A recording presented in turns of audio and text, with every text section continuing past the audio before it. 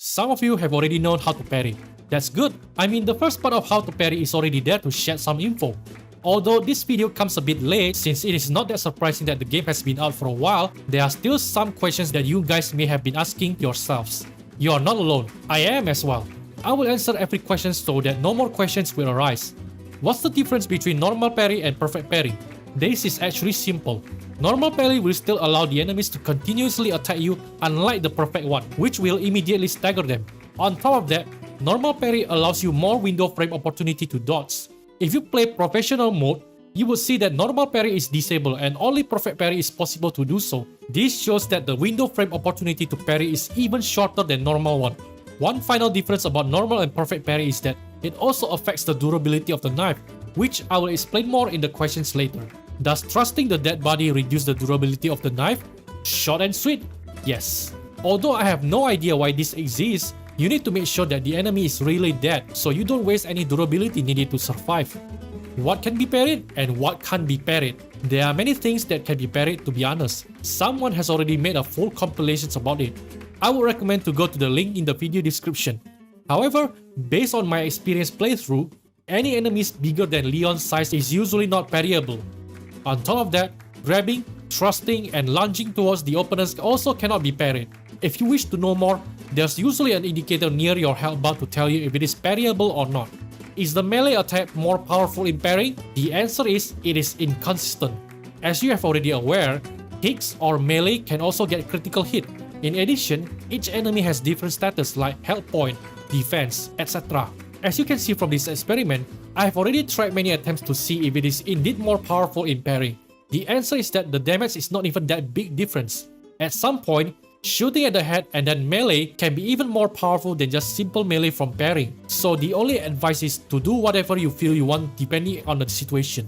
Does perfect parry reduce less durability? The answer is yes. It may not be easy to notice, but you might want to take a look at this. A simple normal parry and perfect parry. The difference is somewhat noticeable. Do note that the heavier attacks the enemies do, the more durability loss it will receive. But since this enemy is using the same attack pattern over and over, we can eliminate that factor. Does the chainsaw parry insta-break the knife? The answer is no. The only reason why your knife breaks the moment you encounter the first Dr. Salvador is because your knife is not durable enough to handle chainsaw. Once you upgrade your knife, it can handle at least 2 times chainsaw parry. Is knife obtainable for parrying? The answer is definitely yes. As it is introduced already in chapter 2, you have nothing to parry cause your items are taken. When you successfully kill an enemy, they will give a chance to drop kitchen or boot knife only if you don't have any spare knife to use. The game knows and sees if you have usable knife or not. How do you know if it is perfect or non-perfect parry? The answer lies in Leon's animation. This is the non-perfect parry, and this is the perfect one. Easy, right? Whenever Leon does that animation, it means you perfectly executed the parry. Take note that some projectiles will also show non-perfect parry animation even if you feel like you hit it at the exact time, such as this. Does it show melee prompt if it is perfect parry but projectile? As I have answered in the previous question, some projectiles will make Leon show his non-perfect parry animation. Some does like when enemies throwing molotov.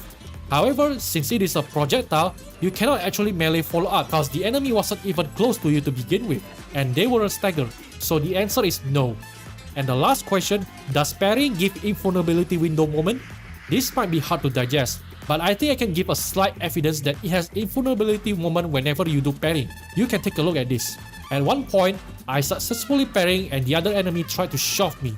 However, I didn't get any kind of being shoved at all. More evidence can be seen from here.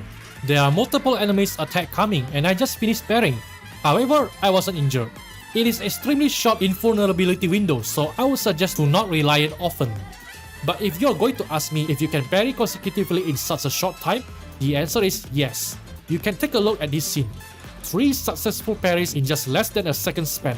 At that point, either you decide to rely on the next parry or use the invulnerability window frame is up to you. But as soon as you successfully executed the perfect parry, immediately melee them for your better chance of survival. And that's it. Hopefully this answers all questions that you have in your mind and you can be as good as Krauser in knife battle.